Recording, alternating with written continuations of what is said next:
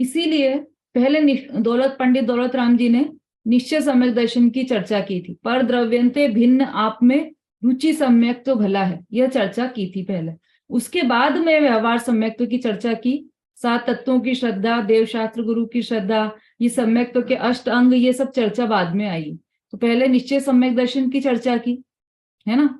क्योंकि पहला ही सोपान, मुक्ति का सोपान, मुक्ति में जाने की, मोक्ष में जाने की प्रथम सीढ़ी ही, मोक्ष महल की प्रथम सीढ़ी सम्यक दर्शन है। इसलिए सर्वप्रथम सम्यक दर्शन की चर्चा यहां पर कर रहे हैं।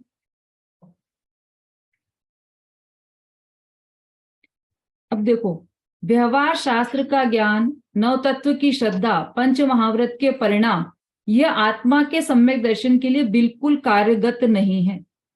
कुछ भी काम नहीं आते। क्या क्या काम नहीं आते? पंच महाव्रत के परिणाम, शास्त्रों का ज्ञान और ये 7 तत्वों की श्रद्धा, यह सब सम्यक दर्शन के लिए कार्यकारी नहीं है।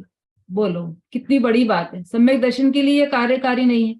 मतलब क्या है कि यह व्यवहार निश्चय आत्मा का भान होने पर पूर्ण वितराग न हो, वहां ऐसा व्यवहार आता है। मतलब अपनी आत्मा का भान हो गया, निश्चय सम्यक दर्शन हो गया, तो वो निश्चय सम्यक दर्शन की मर्यादा में शुभ योग की ऐसी स्थिति होती है, जो शुभ परिणाम चलते हैं साथ साथ में। निश्चय सम्यक दर्शन कैसे परिणाम है? वो तो वीतरागी परिणाम है, शुद्ध परिणाम है। उसके साथ साथ चलने वाले जो शुभ परिणाम है, उसमें ये विकल्प आते हैं। कैसे राग आता है, कैसे विकल्प आते हैं, कि ये 8 अंग का जो चर्चा कर रहे हैं हम, ये उसी के अंतर्गत विकल्प आते हैं। ऐसे कि किसी जैन वचनों पर शंका नहीं होती। देखो यहाँ पर चित्र भी दिया है। निशंकित अंग में वो अपने मस्तक पर जिनवाणी विराजमान करके बैठा है। इसका अर्थ क्या है? कि जिन वचन में उसे बिल्कुल भी शंका नहीं होती। ज्ञानी जीव को जैन वचनों में बिल्कुल भी शंका नहीं होती। ठीक है। मतलब निशंक कैसे हुआ? कि उसकी दृष्टि सम्यक तो हो गई, अनुभव हो गया उसे अपनी आत्मा का, तो वो बाहर में भी जैन वचन में निशंक हो गया। सर्वज्ञ कथित जो वीतराग मार्ग है, उसमें सम्यक दृष्टि निशंक हो गया। मतलब अंदर में तो आत्मा के प्रति तो निशंक है ही वो, पर बाहर में जो शुभ शुभ विकल्प उठ रहे हैं, उसमें भी ऐसी मर्यादा है कि वह व्यवहार में भी जिन वचन में भी शंका नहीं करेगा। जिन वचन में भी उसकी श्रद्धा दृढ़ होगी, अटल होगी। फिर दूसरा था निकांक्षित अंग। सम्यक दृष्टि का दूसरा अंग था निकांक्षित अंग। इसमें सम्यक दृष्टि जीव दूसरे को नहीं चाहता।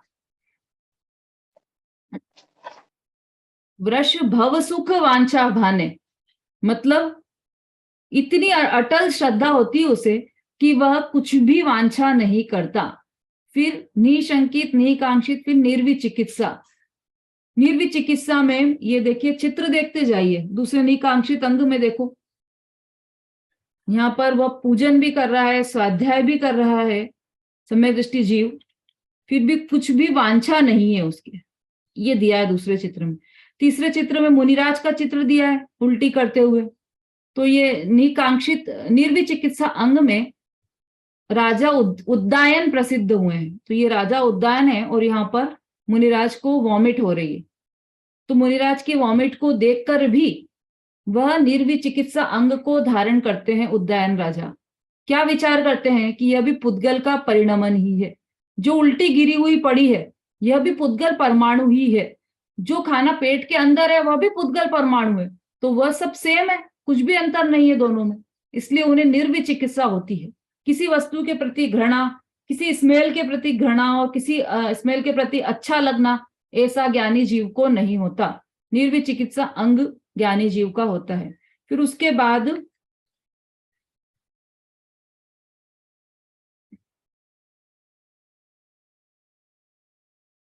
निर्विचिकित्सा अंग के बाद अमूढ़ दृष्टि अंग, सच्चे और झूठे तत्वों की पहचान।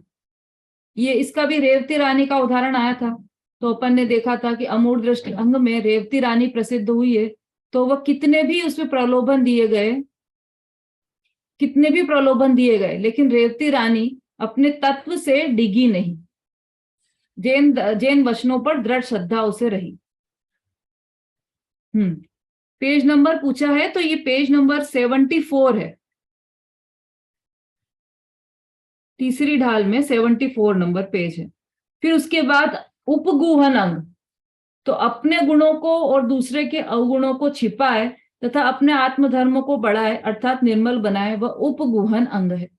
अपने गुणों को छुपाए और दूसरों के दोषों को छुपाए, ऐसा ज्ञानी जीव होता है ना। देखो इसमें ऐसा भी है कि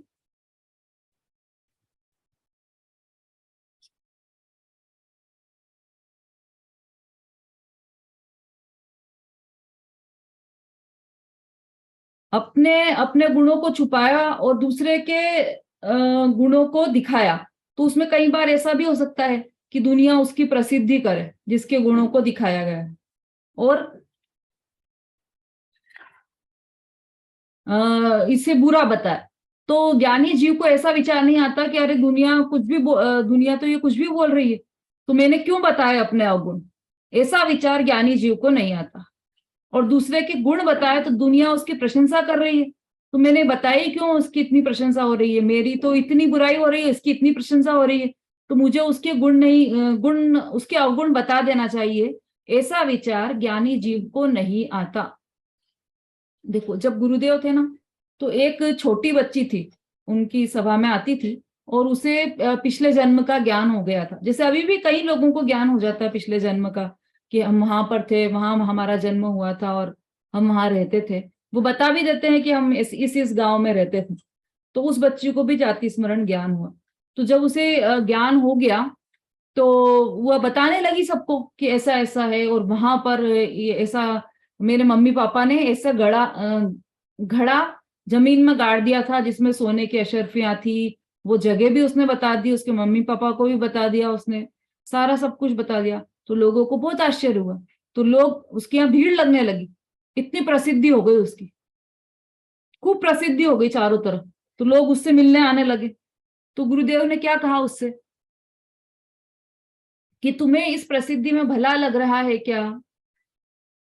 अगर इसमें प्रसिद्धि में भला लग रहा है तो ये भले की कोई बात नहीं है, ये खुश होने की कोई बात नहीं, क्योंकि ये तुम्हें प्रसिद्धि जो हो रही है तुम्हारी नहीं है, क्योंकि तुम तो जानती हो कि तुम पिछले जन्म में भी थी और इस जन्म में भी हो। तो जैसे वो शरीर छोड़कर तुम इस जन्म में आए हो, ऐसे यह शरीर छोड़ के भी तुम्हें अगले जन्म में जाना है। तो ये प्रसिद्धि कहाँ रहेगी? शरीर ही नहीं रहेगा तो प्रसिद्धि किसकी? अगले जन्म में जाओगे तो प्रसिद्धि साथ में जाने वाली नहीं है। इसलिए ये प्रसिद्धि आत्मा के कुछ भी काम की नहीं है। इसलिए ज्ञानी जीव अपने ऐसा नहीं सोचता कि मुझ में इतने सारे गुण हैं तो उसके कारण मुझे प्रसिद्धि मिले,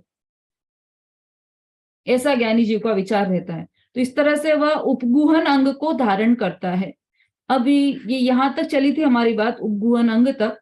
तो उपगूहन अंग और निर्विचिकित्सा, अमूढ़ दृष्टि, उपगूहन, इन तीनों में कौन प्रसिद्ध हुए?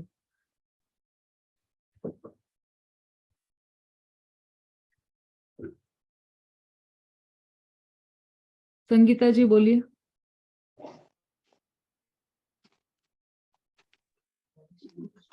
हाँ दीदी, उपगूहन का मुझे याद नहीं है वहाँ की। इसमें तो अमूढ़ दृष्टि में रेवती रानी, और इस निर्विचिकित्सा में वो राजा उद्यान, और निकांक्षित अंग में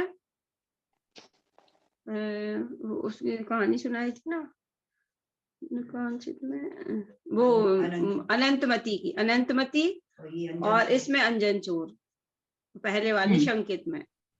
और मुझे इसका उपगूहन का याद नहीं आ रहा। उपगूहन में वो होता, वो जो एक उनको मंदिर में वो हार चुरा के लाए थे, उन्होंने कहा ये तो मैंने भेजा था, नाम याद नहीं आ रहा मुझे, वही है। कहानी तो हाँ, पिछली क्लास में अपन ने सुनाया भी था कहानी, जिनदत्त सेठ की कहानी सुनाई थी, वो ही प्रसिद्ध हुए हैं। हाँ, वो उपगुहन मंदिर में अंजन। ऐसे हाथ हिला के लाता है, तो उन्होंने कहा ये तो मैंने मंगाया था, ऐसे करके वो बात को ढाक देते हैं। अच्छा, वो ठीक है। जिंदा। अच्छा, किसी को पूरी कहानी याद है इसकी, अमूढ़ दृष्टि की, उपगुहन की, या कोई पढ़कर सुनाना चाहे तो भी सुना सकते हैं।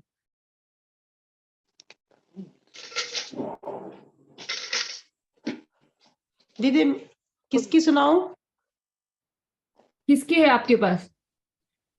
दीदी मुझे तो मतलब जिंदत सेठ की भी याद है, और रेवती रानी की भी याद है, और अंजन चोर वाली भी है मतलब दिमाग में। उदयन और क्या? राजा की? उद्यान राजा की। उद्यान राजा उद्यान राजा की चलो दीदी ठीक है, वो आप उल्टी। हाँ जी, हाँ आप बोलिए। रेवती रानी की सुनाओ, रेवती रानी वाली सुनाओ आप, शॉर्ट में। अच्छा दीदी, दीदी एक सेठ, एक वो थे राजा और सेठ सेठानी थे, तो समोसन लगा हुआ था। तो दूसरी रानी से बोला गया था कि मतलब 25 तीर्थंकर का समोसन आया हुआ है। तो दूसरी वाली रानी थी राजा की, तो वो तो सब लोग, बहुत लोग जाने लगे। फिर रेवती रानी से बोला कि आप चलो, 25 समोसन लगा हुआ है समोसन। तो वो बोली कि नहीं, 25 तीर्थंकर नहीं, होते हैं। एक मिनट सुनो। आप, ये तो एंड में है, उसके पहले भी और भी कुछ हुआ है रेवती रानी के साथ, वो सब बताना है। हाँ संगीता जी, आपको याद है? हाँ दीदी, रेवती रानी का आप सुना हम्म। रहे हैं? हाँ, रेवती रानी का वही था कि वो उन्होंने कहा कि वो नगर में कुछ आया है, उनको मतलब वो चाहते थे कि धर्म से डिगाने के लिए चाहते थे, लेकिन वो धर्म से नहीं डिगी। उन्होंने कहा कि 25वें तीर्थंकर आए हैं, उनका समोसरण लगा है, पर वहां ऐसा कुछ था नहीं। तो उनको पता था कि तीर्थंकर 24 ही होते हैं, 25वें तीर्थंकर कोई नहीं है। तो ऐसा उन्होंने जाने से मना कर दिया था।